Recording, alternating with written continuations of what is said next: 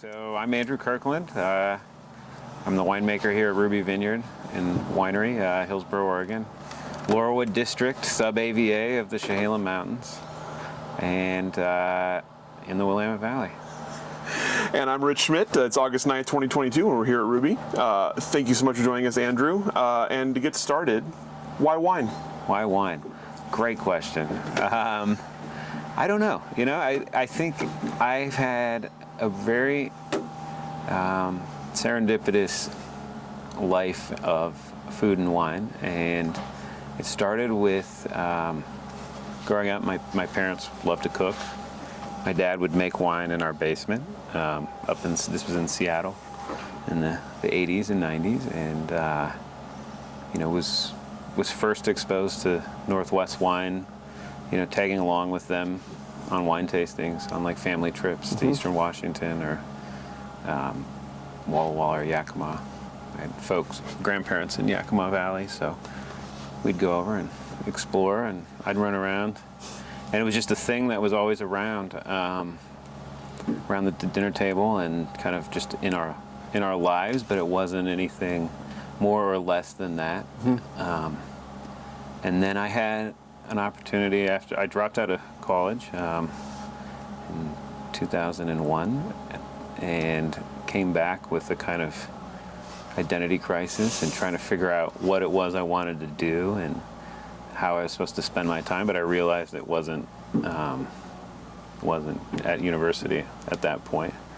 And I had an opportunity to work for a catering company in Seattle that was owned by some friends of my folks, and I was a dishwasher and 19 years old, and there was a chef that they had his name's Brian Pickering, and he was British. He'd studied at Lucerne, and he decided, little did I fully recognize this at the time, but he decided to educate me in food and wine.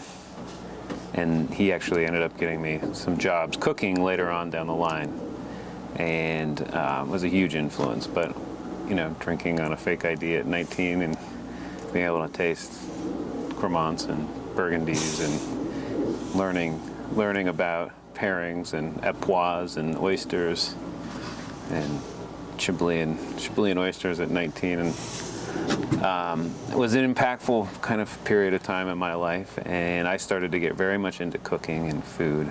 And at 21, I moved to New York City and spent a couple of years in New York cooking and working at some high-end like bars, and then a very fancy Italian restaurant where we had a pretty serious wine program and very generous owners and sommeliers. And so every day it was, you guys got to taste this.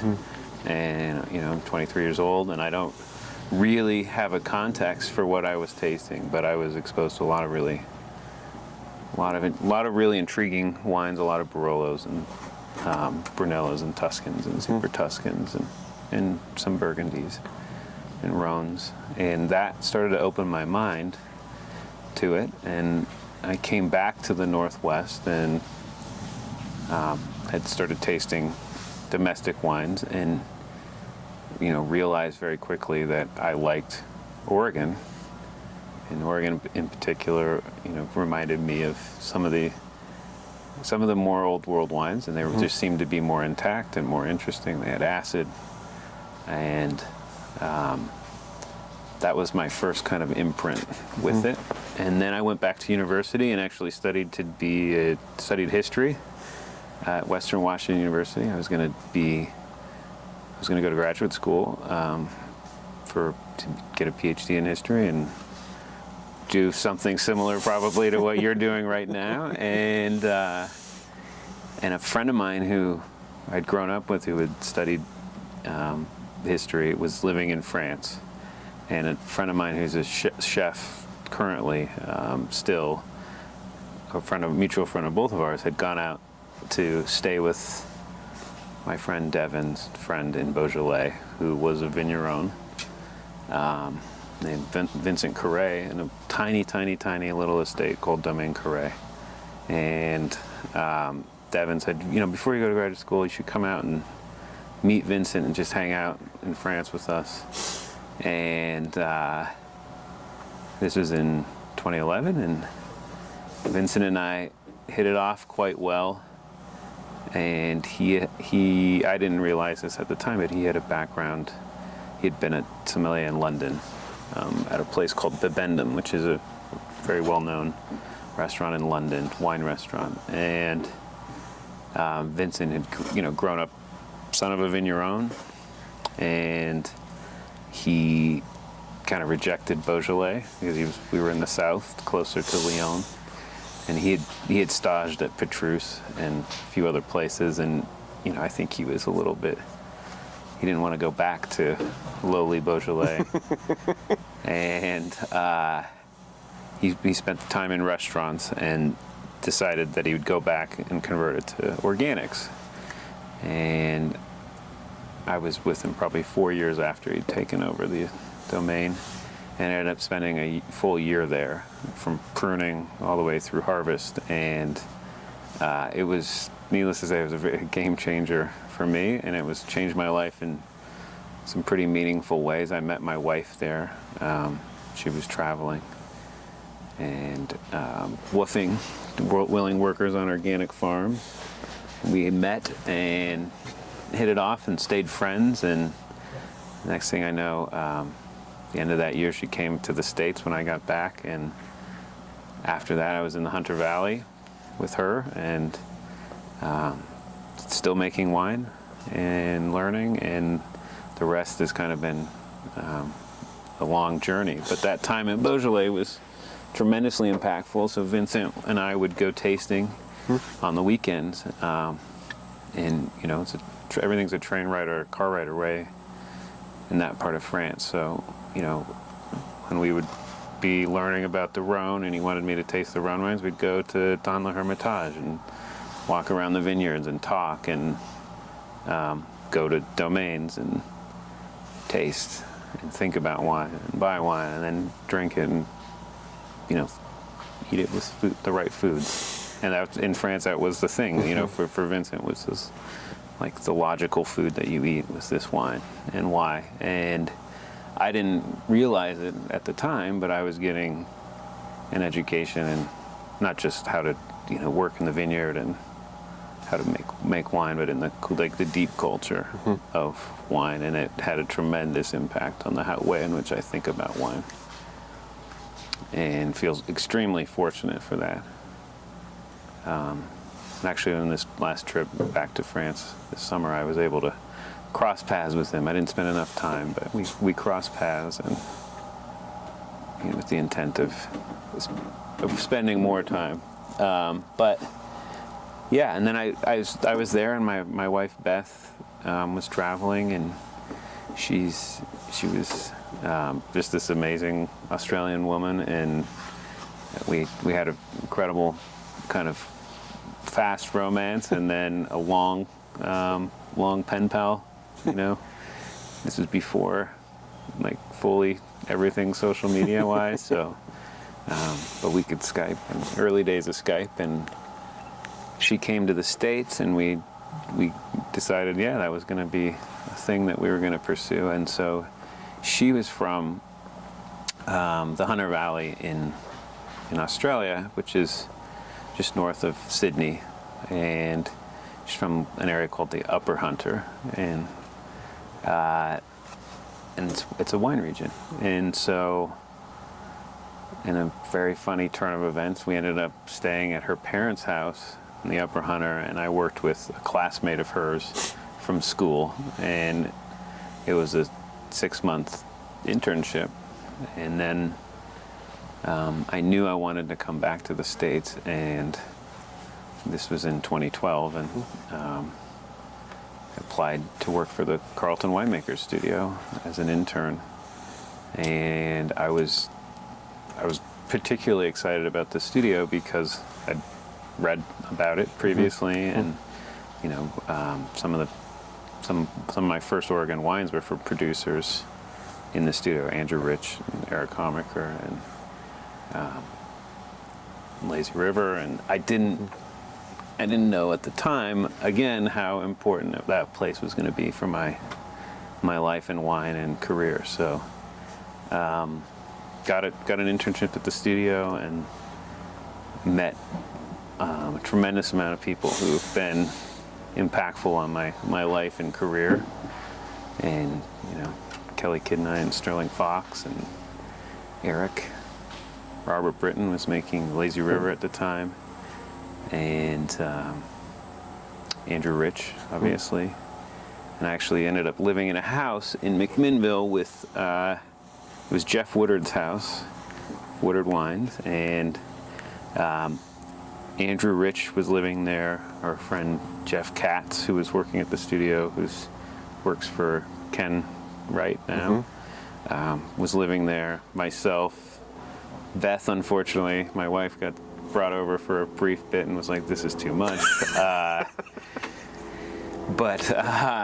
And then Joe Petticini was there, who's Montebruno Wines, and it was a very fun time, pre-harvest and during harvest, and we would just cook food every single night and drink wines and drink Oregon wines and European wines, and we'd talk about it, and oftentimes they were blind, and there was lots of parties, and we were younger, and things were a lot looser, and then you'd wake up and go do harvest and come back and do the same thing again. And there was an expanding group of friends that came about in that same era, and I had a lot of very close friends that kind of, I think, came of age similarly, similar time frame. And that was how I ended up in Oregon the first time. We'll pick that back up in a second. I want to back up for a minute. You'd mentioned kind of fine dining as sort of the entry point for you into wine. I'm curious about coming out of those experiences in Seattle, New York. What was your sort of opinion of wine? What did you think of wine, and did you ever imagine making wine as something you might ever want to do? I think that's a great question. I think wine. I was of two minds with wine. It was something that was so comfortable and normal, for me. Like, it was at every meal growing up, and at the same time, it was something that I couldn't know, but I enjoyed. And I think that quite often people find themselves in that state in wine when they're first exploring it, where you recognize that there's something here and you enjoy it, but you can't quite get your head around what that is. And little do you know that, like, if you learn to be around it more, that never goes away, that you just have this continuous expanding space of learning that's one of the most generous things on earth. But you at least have context. And I think early on I didn't have context, and I knew I needed to build that. And I think restaurants were a great place for that, where it was in a natural context. People had already done the thinking, right? The list was thought out. There was a reason why these wines were where they were. So you talked about your time in Beaujolais being kind of the game changer, life changer for you. Tell me about the experience from an actual work perspective. What was the work like? What did you enjoy about what you were doing there? And aside from the kind of the fun of the food and the wine and all of that, what kept you engaged in the idea of growing and making wine? So I think I'm again so fortunate to be with the person that I was, who spoke fluent English. I was there to work on my French, and I think it didn't take. But we had these just every day was a conversation. So we started, with pulling brush, which is hard, physical, manual labor, and we would pull brush, and we would talk, and the pace of work there is it's a high, there's a high output, but it's you're working for a couple of hours, and you take a little coffee break, and then you work hard for a few more hours, and you take a long lunch, and then you do a few more hard hours of work. And maybe your day would change up. But at that beginning time, it was finishing pruning, pulling brush, and tying, and it was clear how important the work was and the hierarchy of labor. We were pulling brush, and we were the manual labor in that experience, and Vincent and his mother were pruning, and it was an amazing thing to watch highly skilled pruners prune, and you can see that here every day in the wintertime, but it's a beautiful thing. And they can look at a vine and they can see the pathway moving forward. And I think for me that was one of the first light bulb moments, was when we were talking about pruning and it being explained to me that you're pruning not for this year or next year, but you can prune for 2 and 3 years out by a single decision. And you can see that on the vine. You can see the historic growth of all those decisions that have been made going back in some of those vineyards 80 years, 60, 40, 80, 20, but it's all right there before you. And I think that was a first kind of moment for me where my historic brain was, and cultural brain and kind of theorist brain was connected to the act of growing grapes as a kind of as a cultural endeavor. And that, there's a lot of science that is in this, and I've been able to study and kind of spend the time to fill that space in, but that this is a cultural act, and it's a cultural act that goes back a very, very long time. And pruning was it, if that, just starting to understand just those basic architectures of a vine and why started that. And so pulling, I never cut anything. I was allowed to tie, and yet it just started to kind of get my brain turned on to the process. And that was our conversation. It was every single thing we did. We would have these long conversations about why or how, and then get into the Vincent's version, and then I would go read, and I had all my books, and I was ordering books, and I would then say, well, I was reading this, and it says, we prune this way for this reason, and you go, oh, well, maybe, this is how we do it here, and this is the reason why. And recognizing that in wine that there's all these different pathways, and that it's endless again, and you can always tweak and learn and push, and that's what we've done collectively for a long period of time. So take me through your experience in Australia and how it compared and contrasted with that first experience. Yeah, it's a pretty big contrast. We were making, I think, 12 or 1,400 cases in Beaujolais, tiny production, and we would have had a press that was big enough to do all of that.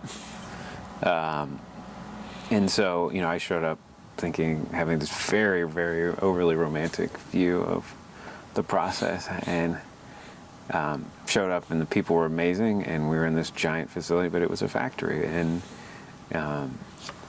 yet we still made incredibly beautiful wines. And so it was, again, those two contrasting experiences were very, very, very, very informative, where, I think to recognize that you can make wine on scale and do it really well at different price points. And that's the first time where it dawned on me as a business.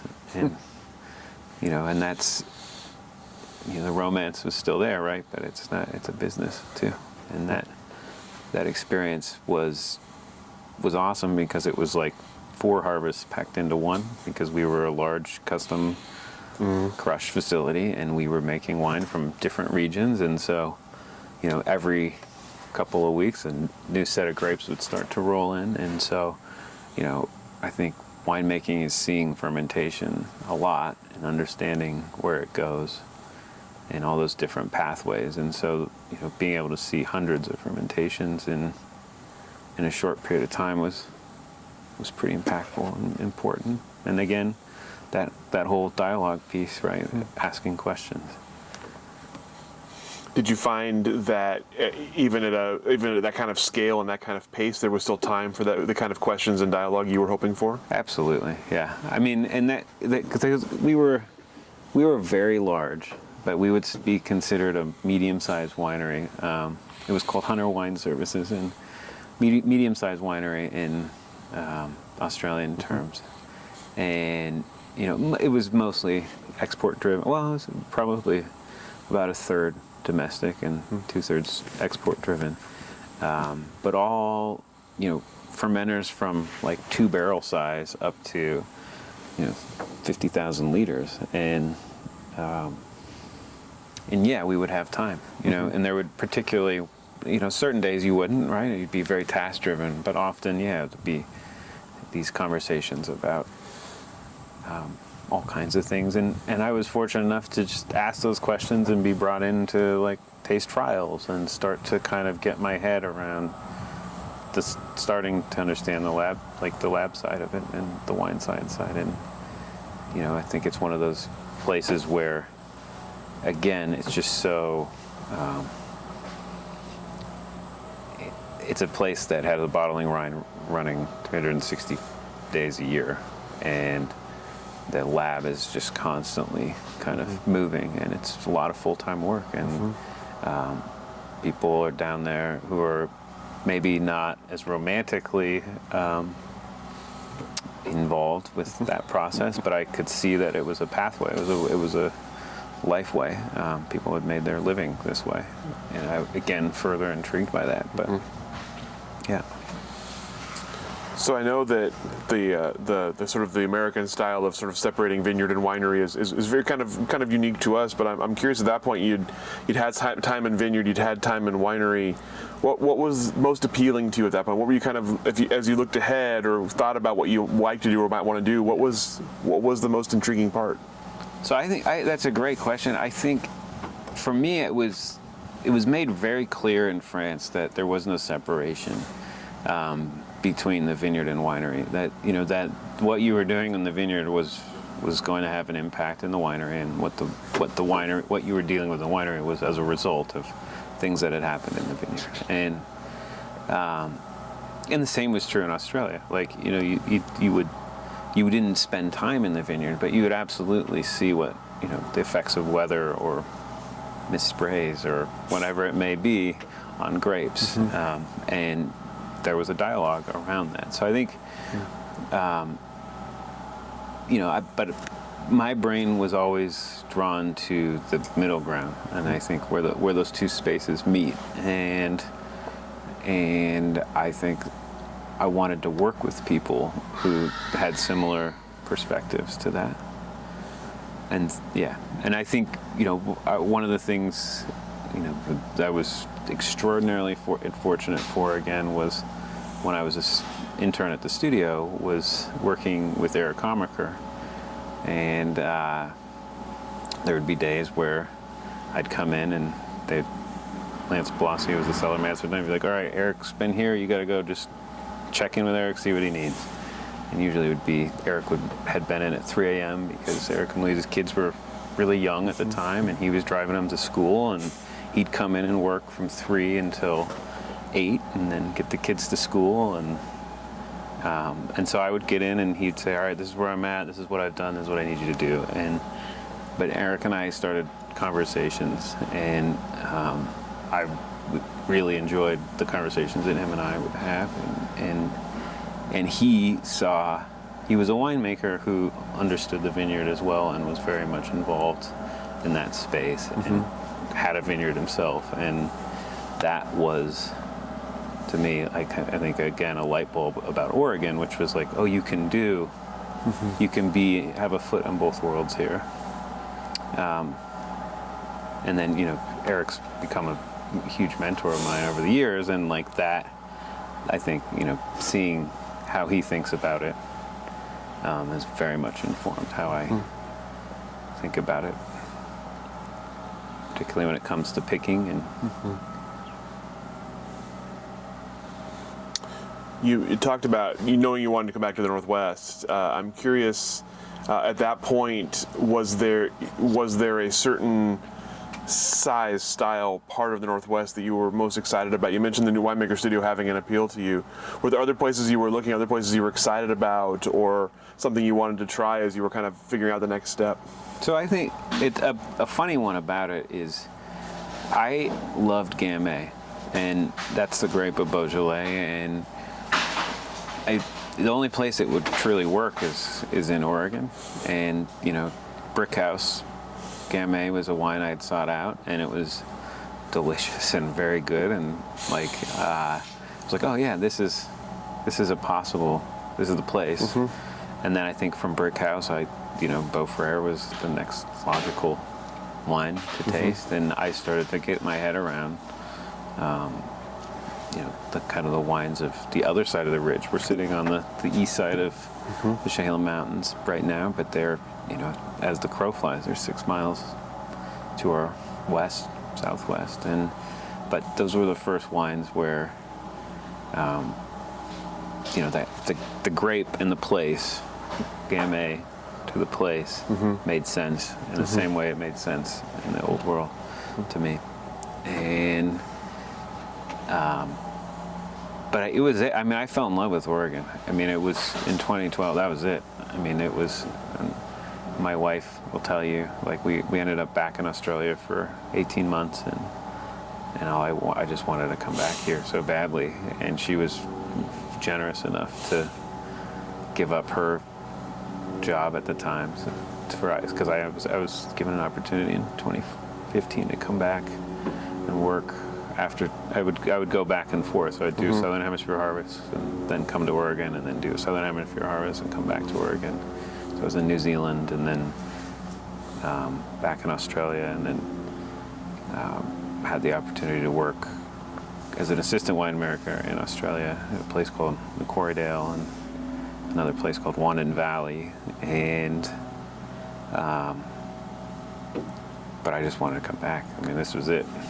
This was the place, and the friends that we had made, and she'll tell you now, we have this incredible group of friends that we made in that first year, and this was it. This is the place to grow grapes and make wine in the world. It was, yeah. Do you have an idea why it was so captivating to you? What about it made you want to keep coming back? I think the culture. And this is the thing that was so strong here, was this cultural identity of, we're Oregon, we're the Willamette Valley, we're making Pinot Noir. We all talk about this. We're obsessed with it, in fact, and we share information. And as an intern, I could go up to anybody at the studio and have a conversation. I remember one of my favorite people to talk to, who sadly has passed away, is Aaron Hess. And Aaron was, he was doing some wild things. And the thing that he was doing then is something that I'd love to do now, which is this kind of Jules Chauvet semi-carbonic or carbonic fermentation. And I'd get to have these conversations with Aaron about, he was the consulting winemaker for Utopia at the studio, and we would have these conversations man, this is crazy. This is wild. You're basically, you're just loading this thing up with CO2. It's cryogenic. It's 30 days. What? And it was we could have these conversations over weeks, and that was so special, and I think and when I was in Australia, there was people were a lot more guarded in their conversations. I even had my boss say, we had some Americans that came to visit, people from Oregon actually, that came to visit us, and he goes, well, don't tell them how we make our wine. And I was like, we're doing organic, very kind of minimal input wines. And I was like, what do you mean? And he's like, well, don't tell them our secrets. And I was like, what? What secrets? It just was a fascinating difference in culture. And I think Oregon has, everyone talks about it, but how generous the spirit of sharing is, and that the intentional creation of a culture of wine. And I think that's, once you start to go go down the rabbit hole, and then you start to kind of see that and understand that for what it is. It's very, very special. And the opportunity to learn because of that was boundless. And that's why we came back. So I came back to work for Robert Britton. And That's 2015, you said? yeah, so Vince Vidrine had been his associate winemaker, and Robert probably doesn't know this, but Vince emailed me when he was getting ready to leave and said, hey, I think there's a good opportunity for you to come back, and it'd be great if you could. And they had hired Tressiter and Emily Terrell, and Em and I were emailing. She said, you got to come back, but you got to be back in like a month. And so my wife very generously said, go, yeah, and I'll meet you over there. And that was the spring of 15, and I had the intent of working for them for a long time. I was their cellar lead, and was a step back, and I guess career-wise, from being an assistant winemaker. And but it wasn't at all. It was that place was Robert was he's Robert fucking Britton. He's an icon, and he's one of the most brilliant people I've ever been around in wine. And that conversation in that space was the brain trust, with Robert and Tress and Emily. And Robert would get upset because I was supposed to be doing, moving barrels around, and we'd end up having, as a group, 2 hours of conversation after tasting 4 barrels before racking them. But that's how they make such great wines in that facility, and that's how Robert's been able to be such a wonderful winemaker for such a long time, is that conversation, that thinking never stops. And I thought I was going to be there for a long time, and then they hired Eric here at Ruby to be a consultant, and he kind of reached out to me and he said, hey, there's this opportunity. I want you to introduce you to the owners.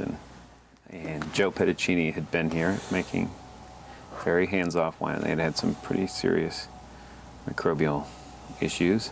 And so they had hired Eric, and Eric said, hey, I really think you should entertain this idea. And I met Stephen Flora and thought, yeah, this could be cool, but there wasn't anything here. It was just the barn. It's a beautiful barn, and it's dug into the hillside, and they've done a little bit of excavating. It was a tiny little facility, and there was no tasting room at the time. It was just a hole in the ground. And I remember calling Sterling, and Sterling was farming here, and I asked him his advice. And he goes, oh, no, I think you should do it. He goes, worst case scenario, you can come work for me in a year. So, took that chance, and it really wasn't a chance at all. I think they were taking a chance on me, really. And Eric was my biggest advocate and biggest supporter, and he was the consultant for the first few years, and was truly a mentor, and just very special person to me, and helped me become comfortable doing exactly what you were asking about, which is that being that person that can be right on the edge of the two spaces, and learn how to manage that and grow. And we were able to, that following spring, the tasting room was finished, and we started here with, no wine club members, and I guess it would have been the fall of 2016. And we've had some very good success over the years, and the wines here are very special. Like the vines, obviously, there's really, truly old vines planted in 73 and 79. And to have the opportunity to work with those has been humbling, and it's an incredible experience. But I think that so much of that is, again, about the people that came before and the culture that was created before. So this had been Barren Vineyard before Stephen Flora purchased it in 2012, and Bill was a visionary and planted, mid-slope in the 70s, and understood about the potential. And we can go back and read his notes, and there were years where he was still dreaming, in terms of where he was getting to on ripeness, but there were also years where it probably was very, very special, and he started making wine in '94 commercially. And a few years ago, well, I think it was 2018, we did a vertical of the Baron wines in the first few vintages of Ruby. And it really was, you could taste the place. You could taste it through each of the vintages, and you could taste the vintage, and you could taste some years where, you know, the microbes are a little bit stronger than others. But it, you know, it's one of these things where Pinot Noir is a great storyteller of a place, and Bill saw that, and fortunately I get to be somebody that carries it on that same soil as long as we don't get phylloxera, which will happen, you know, sooner rather than later probably. I think Ponzi has a vineyard, unfortunately, the next ridge down, or maybe 2 ridges, but close. That was phylloxera in the last decade, and you know it's always going to be a thing when you're unrooted.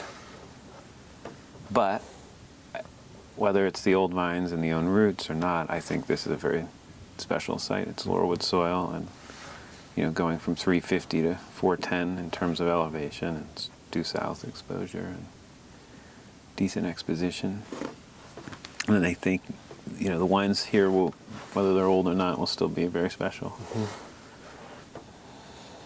So I'll come back to the site in a second. I have lots of questions about this, but I want to back up for just a moment. Before you came back to Oregon for good, I'm curious about experience as an assistant winemaker, then experience sort of cellar master. Tell me about the sort of stepping stones for you there, and when this possibility presented itself, how did you feel confidence-wise? How did you feel skills-wise? Did you feel you could handle it? Yeah. I did not feel overly confident, particularly in my wet chemistry skills, which is what I was, you know, in Australia, that's all I was doing. I was just doing very basic wet chemistry because we were not a very high-tech operation. And I would do the blending and cellar work and everything. And so that, you know, a year and a half of that, I was okay, but I wasn't great at it. And, but, you know, I spent a lot of time reading and taking online courses and talking to people. And Eric assured me everything was going to be just fine. And Eric actually, in those first few years, used to refer to me. There was a character in a book he was reading. I think the book was Chicago, and I think that's the book. And there's a character where there's a guy who was always slightly worried, and there's a Native American character called him Worried Man. And so Eric would refer to me as the Worried Man, because I would always be calling him up with some question or terrified about something in the vineyard, and he'd come and we'd talk and taste and look at the chemistry and go through things. And he'd always reassure me, it's going to be fine. You're going to be all right. This is great. And that is where my confidence came from. Again, and that's this Oregon piece where, you know, he's a consultant, but he's a mentor, right? And that's special. That's a pretty unique thing to this place, where you get brought along, you know, not just to make the wines, but as a person. So you'd been around a fair amount of different kind of sort of sizes and styles of wine at that point.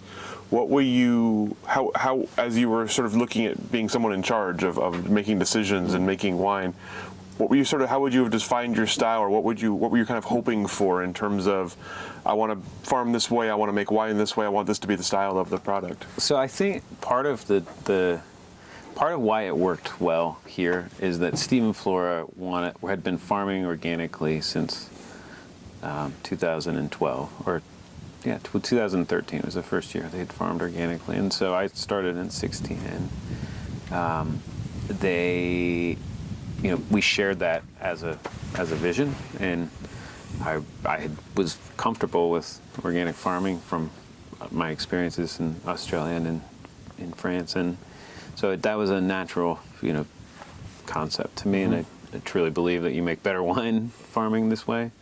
I think that's part of why people do it. It's not, it's wonderful to do it and have a certification, but you do make better wine, and then maybe that's just paying attention, but it's a thing.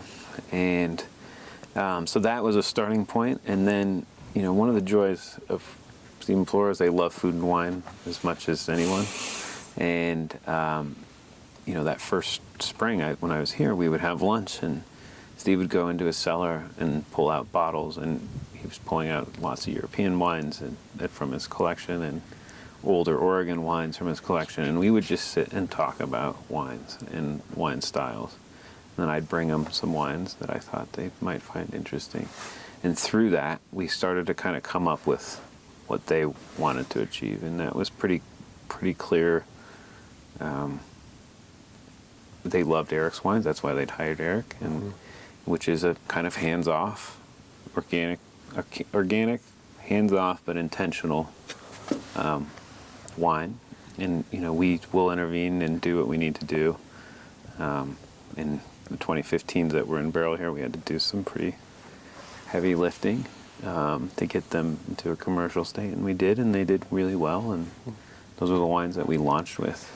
But after that, it really was about trying to make wines of place, and very much thinking about that as the driving intention of the whole project.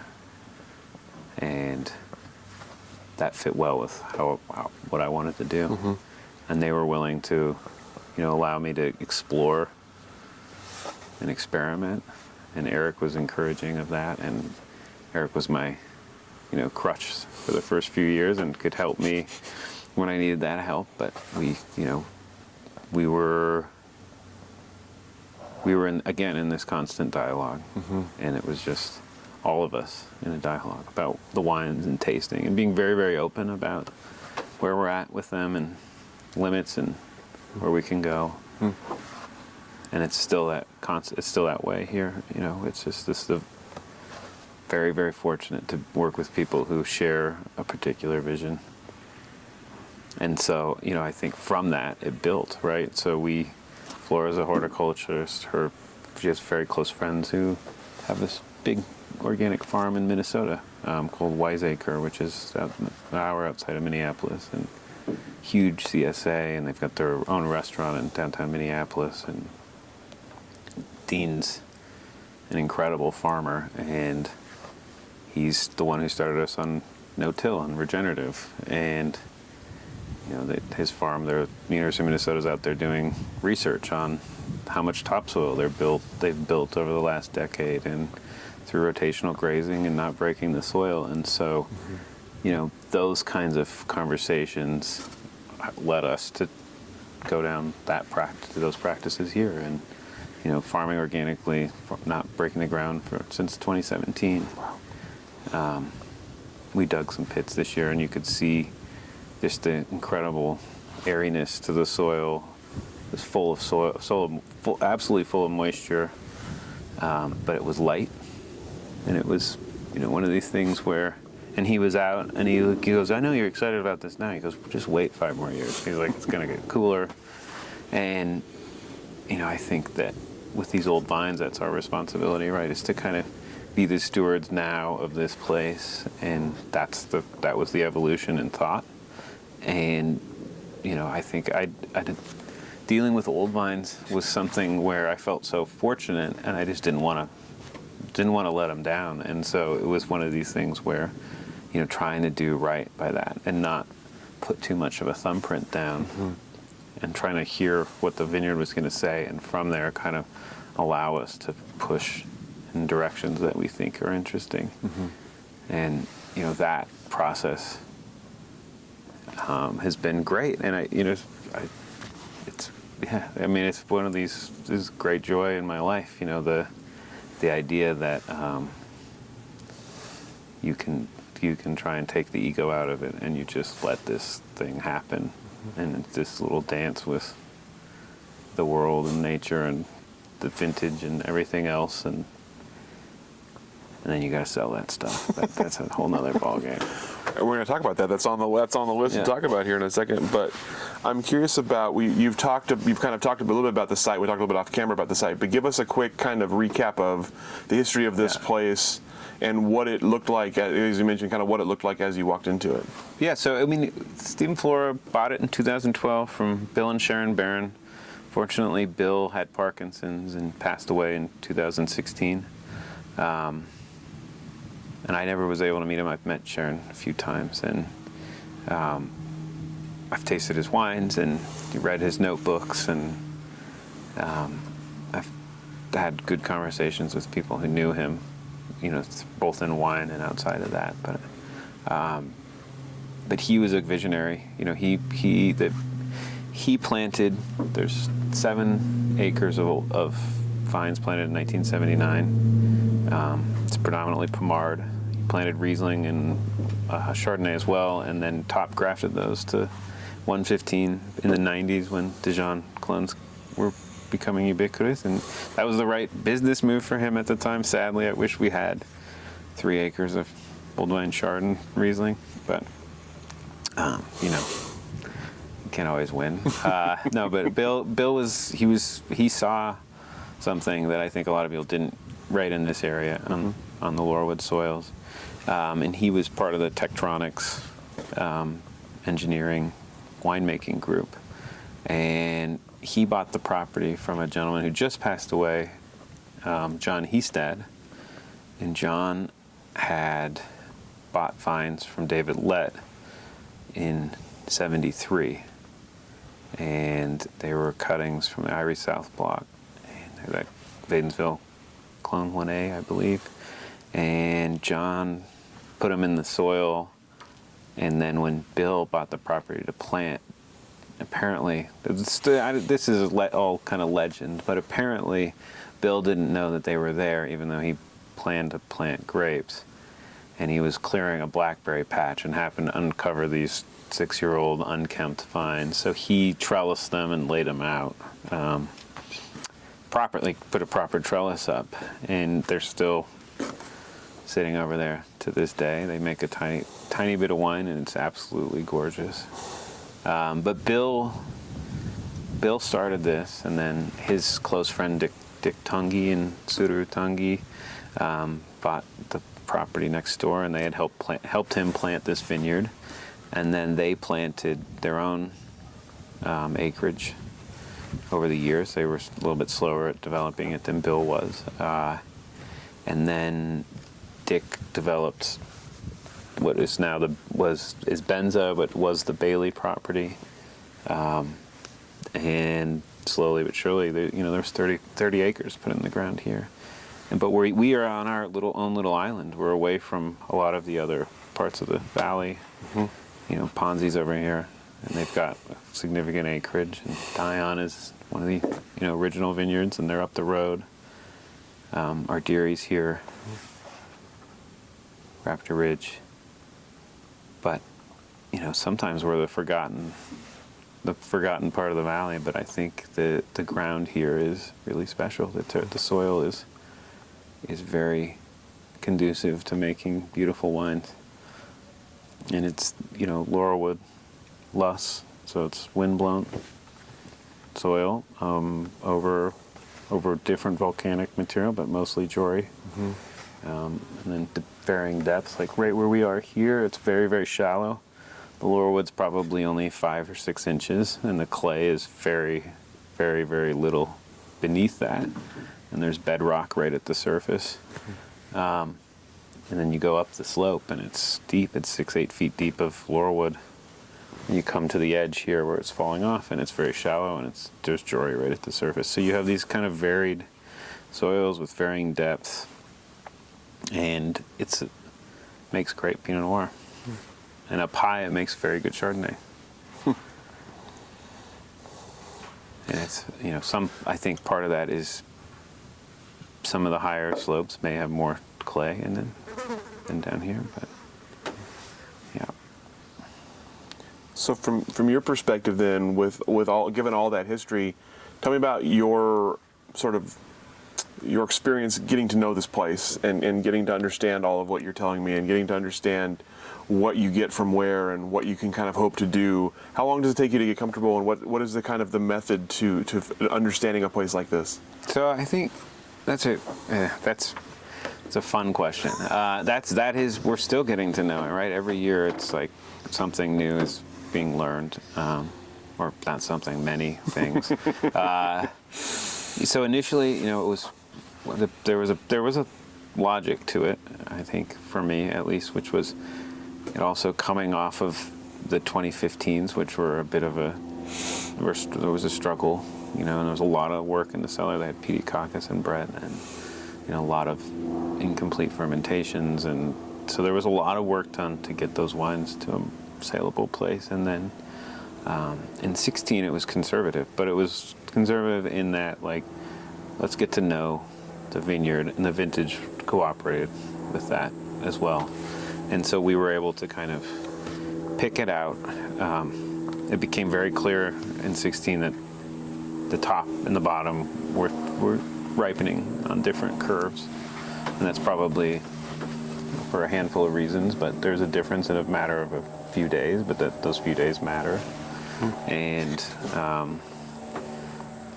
in terms of sugar ripeness and in phenolic ripeness and in acidity. So that was clear in 16, and we had picked in 16 on basically two big picks. Starting in 17, we decided to kind of break it down, and we fermented all those pieces relatively close to where they were coming off the vineyard. So we had an idea of what each piece was giving us. And then in 17, there was a large crop, and so we decided to really take the vineyard apart. And so we started picking off sections. So you pick out the top, and you pick off the sides, leave a core in the middle, pick out the bottom later. And so we picked it over 5 picks, which is wild, over like 8 acres, right? Pain for the management company and the crews, but wonderful for us. And that gave us a pretty good vision of like how to approach this. But then, and in 18 we did something similar, but then you have in 19 where the weather really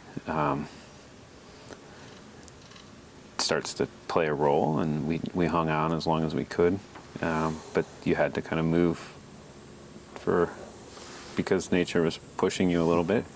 And so instead of doing it over 4 picks, which is what we had done, 4 or 5 picks the previous 2 years, we had to do it in 2, and then ferment them separately. But I think from 19 was a year where I really started to feel comfortable with the vineyard.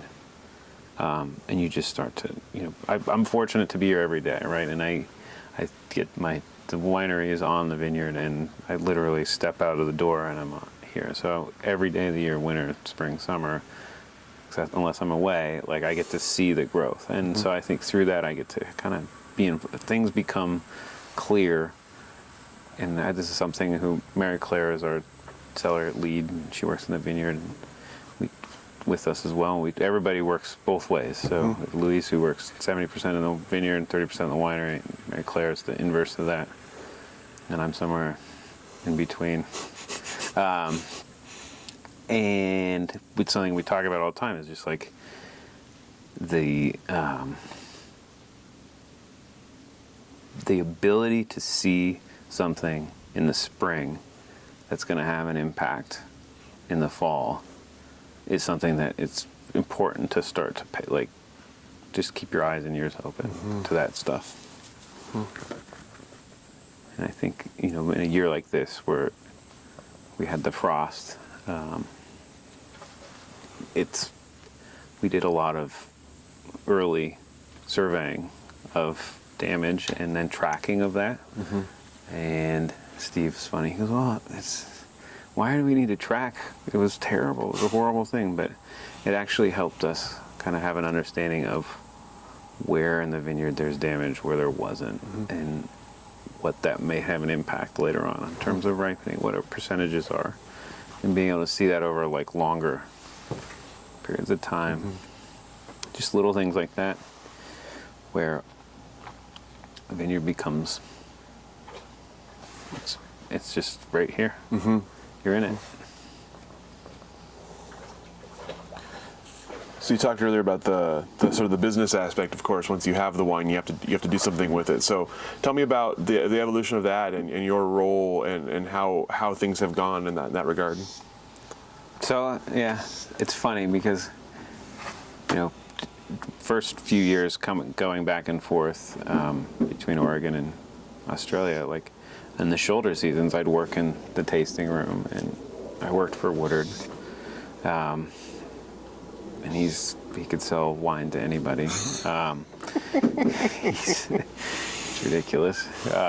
But, you know, realized very quickly, and with conversations with friends and colleagues who were like, you know, that's the hard part, right? You know, like you got to get it.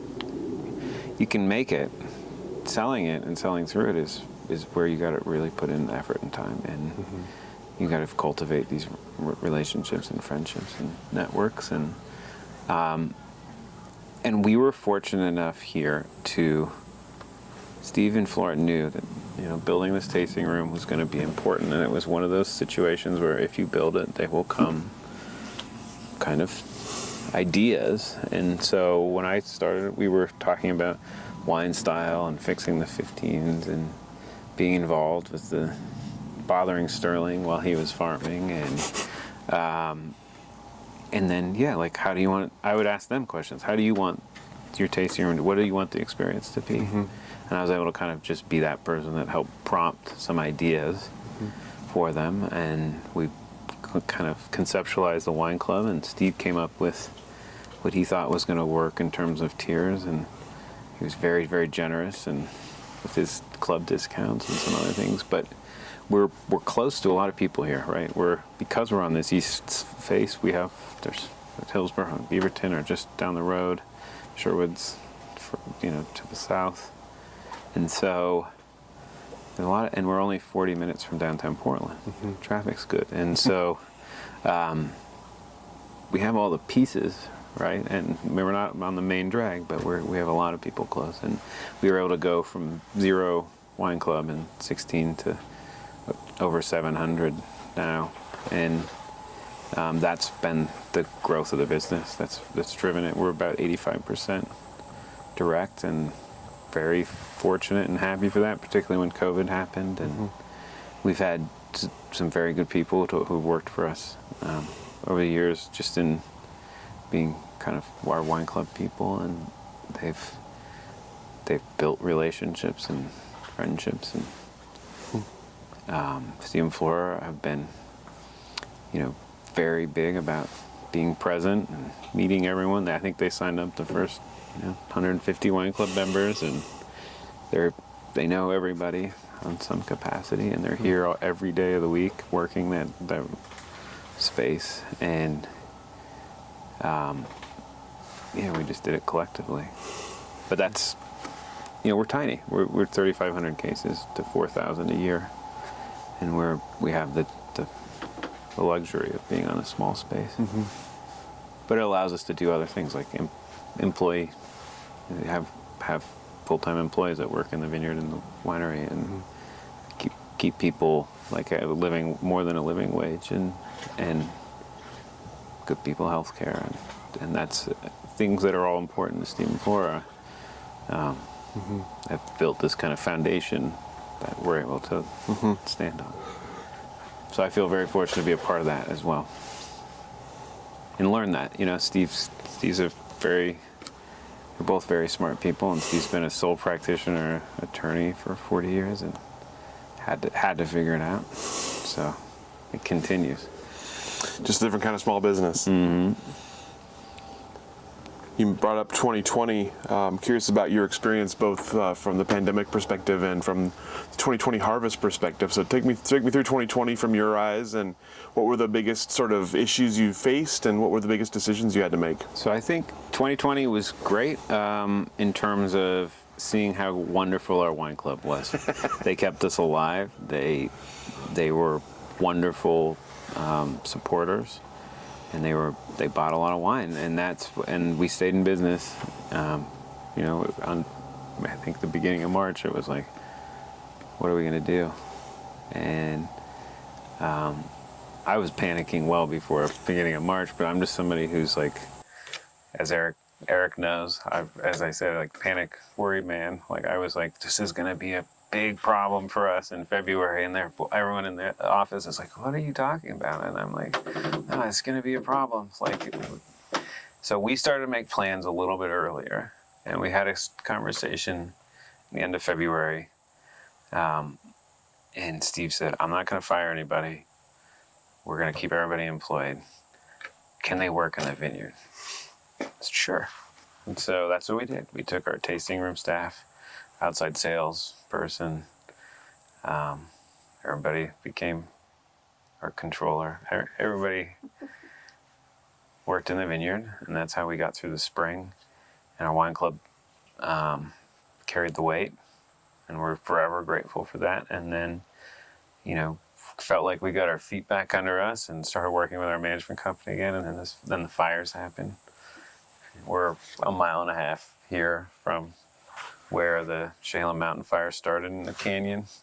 So we had a very good view of that experience up front, up close and personal, and watched all that smoke get blown over the hill, watched the flames get blown up the hill, and watched it get put out, but also saw the wall of, like Mordor over that direction. And so that, that was a terrifying experience. I mean, it was like legitimately scary. And it was something where, again, Oregon came together, as we do. And I just remember being on the phone the whole first few days, texting, calling, and everyone's sharing numbers and talking about what they're seeing. And I think it became clear to me that we were in trouble here when the initial fire was put out and the smoke settled and you couldn't see the end of the vine rows. I was like, this is not going to be a good thing. But we did. We picked the vast majority of our fruit, and we made them into different wines, and we made all of our spring wines and did a lot of work using products and doing things that we normally wouldn't use. Got them into a good sellable place and without too much intervention. And we made brandy out of our Pinot Noir. And so, it was something that I'd read about in Australia prior. There was people in Tasmania that had done it. There's people in South Australia and Victoria that had done it.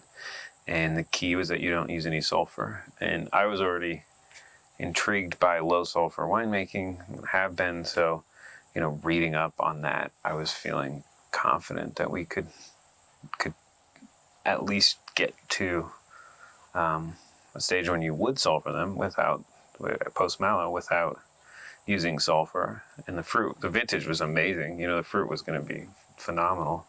So we made the majority of our Pinot unsulfured and all the way through, and it was beautiful until it wasn't. And then we worked with a distiller actually up out of Forest Grove, and we turned it into brandy.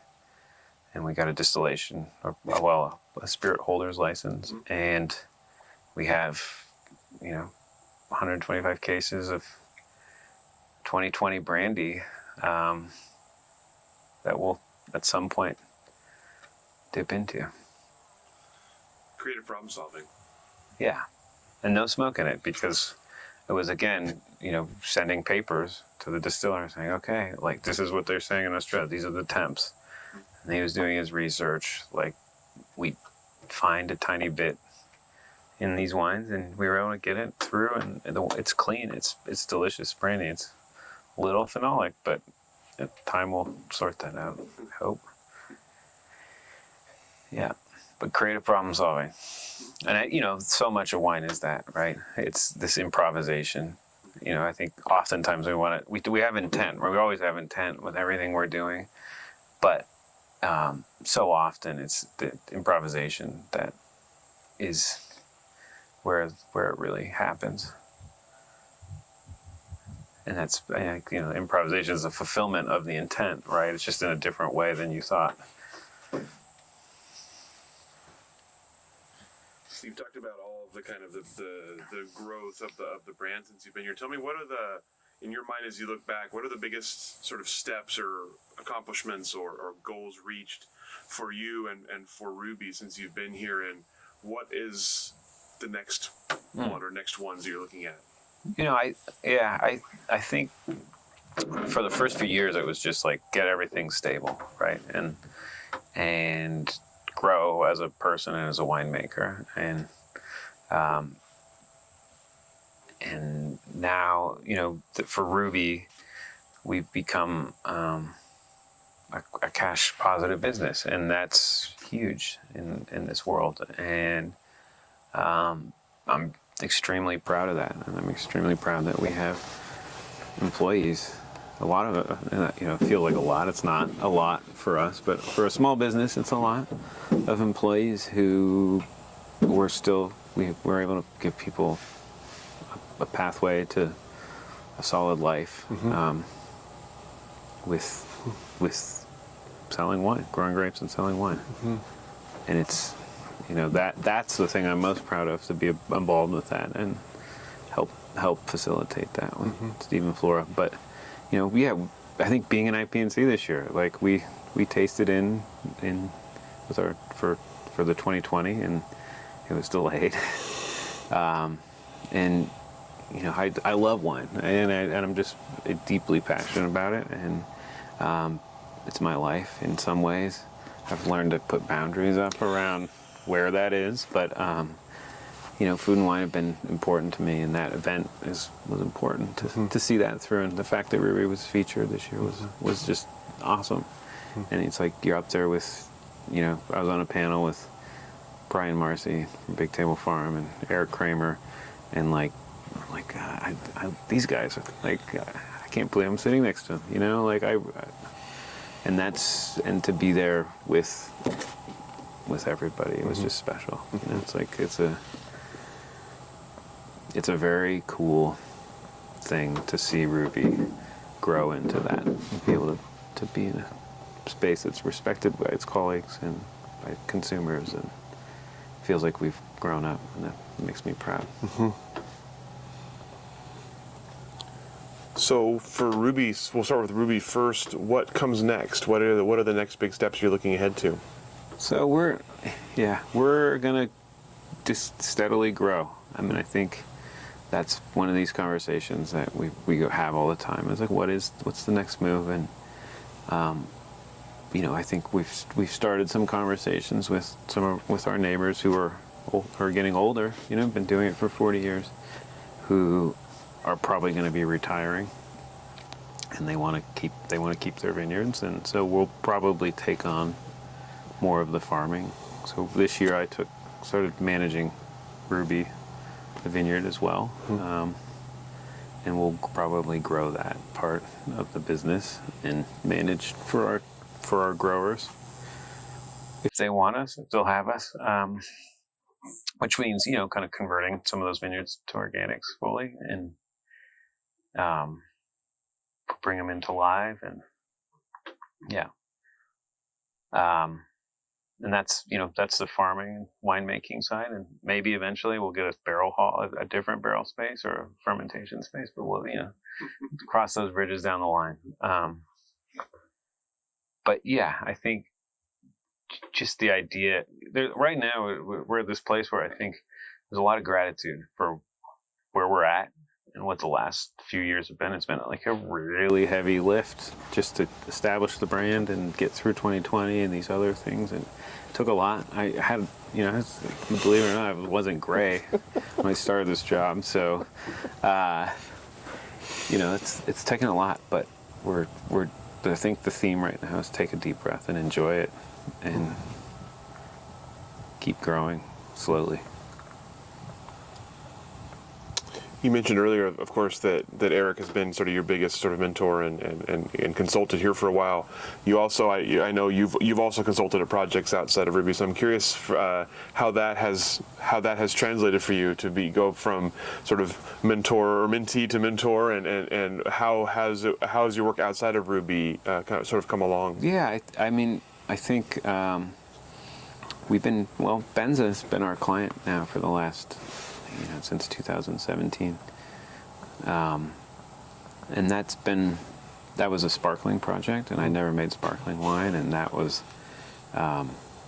interesting. I learned a tremendous amount about winemaking broadly and white winemaking in particular, and it's certainly informed how I think about white wines, and particularly Chardonnay.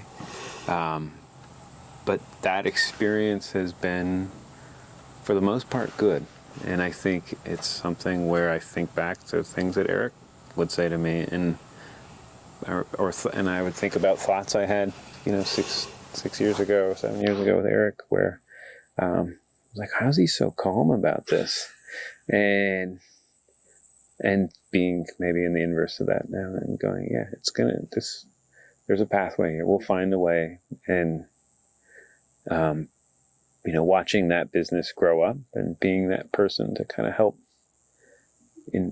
share information and ideas and visions, and designing a winery. I designed they're in the process of building it, and it's going to be a winery that's, we could have maybe built it a little bit bigger, but I think when the project started, intent wasn't to grow to where they're probably going to grow to. But it's going to be a 4,000 case, 5,000 case winery, and beautiful barn conversion, and to be involved with that was awesome. It's like one of those things where you're asking my opinion about what you want to do here, and the architect's going to draw this. This is very cool. This is, no, but it's all of it is about the experience, right? The journey. And we're all on it. And I think, I've been fortunate to watch Eric go on his journey, and he's brought me along, and hopefully I can do the same thing with somebody else. I think, that's another thing I'm proud of, is like Mary Claire, who works for us. She's a rock star, and she did her first harvest in 2019, and then got stranded in New Zealand, and she came back, and she's works for us full time now, and she's at Chemeketa, and she'll probably go do some more harvests elsewhere in the world, and she's gonna be a kick-ass winemaker at some point, and like I'm proud of that. You can just tell that she's gonna kill it. So it's like, yeah. So what comes next for you then, as you look ahead for yourself? Are there other things you're looking ahead to, in wine or otherwise? I think often there's dreams, right? Dreaming's free. Yeah, I mean, I think I would be lying if I said there wasn't times where I thought maybe I would move on from this project, go on to something else. And my wife and I talk about that, moving back to Australia and doing something down there. But, I feel like one of the luckiest people in wine to have, even though we're just a tiny little project here. I found a second family, and I've been given this opportunity to be a part of this project and help grow this up. And it's hard for me to think about other things than this, even currently. And I think I will at some point, maybe, but this has been, it's given to me so much, and I just feel immensely tied to this place, like literally to this vineyard and to the people. So it's like, it's hard for me to, I think at some point there'll be things, but they'll reveal themselves in good time. You talked at length about sort of your initial impressions of Oregon wine and of the sort of the ethos of the place that you've been here. Are there changes you've seen in the industry since you've been a part of it, and what are the sort of, I guess, the biggest ones, and where do you see it going next? Yeah, I think,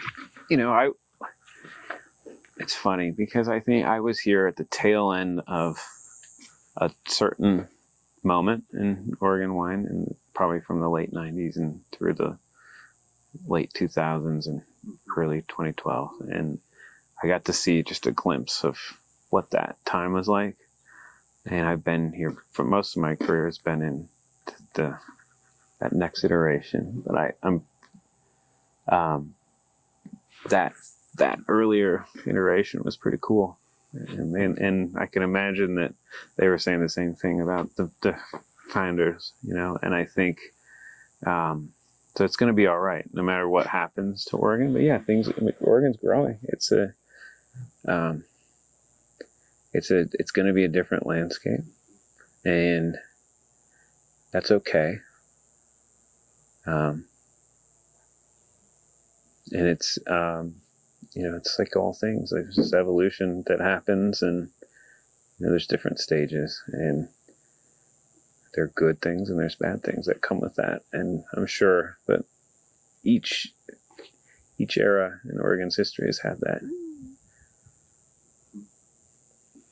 As you look ahead, are there things you're hopeful for in the upcoming years, or the things that you're fearful of in the upcoming years for the industry? Yeah, I think climate change is a real deal problem, and we all see it. I know every one of us sees it every day. And I was in France this year, and I was in Australia, and both places have been dealing with preposterous weather.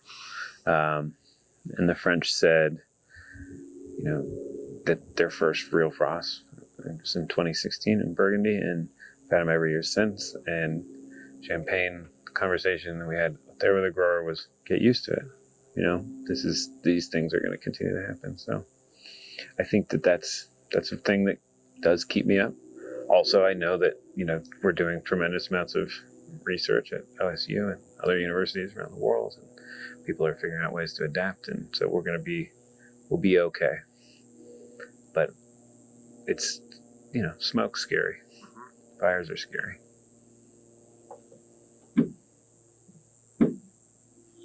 So, were to ask you for advice or words of wisdom on joining the Oregon wine industry, what would you tell them? Do it. Jump in. Jump into it. And some of the greatest people I've met in my life have been in this business, and people I just love. And it's from owners of businesses down to cellar hands and vineyard hands and people working everywhere in between. It's just a very special set of people. So go for it. And open your heart. I think that's the big one. Lead with your heart, and you'll be all right. Pretty fantastic advice. I like it. All the questions that I have for you. Is there anything I didn't ask that I should have? Anything we didn't cover? I talk so much that we covered it all. Barely even. All right. Well, thank you so much for your time, for your hospitality here on this beautiful day in the vineyard, and go ahead and let you off the hook. Thank you, Rich. Thank you.